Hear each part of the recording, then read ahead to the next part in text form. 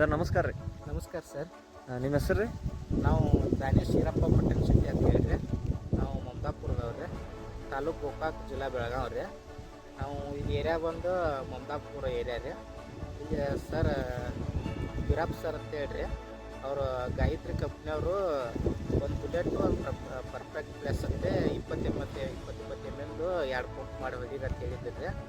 ಇದು ನಮಗೆ ರಿಸಲ್ಟ್ ಚಲೋ ಅನಿಸಿದೈತಿ ರೀ. ಎಲ್ಲ ಹುಳ ಎಲ್ಲ ಸತ್ತದವ್ರಿ.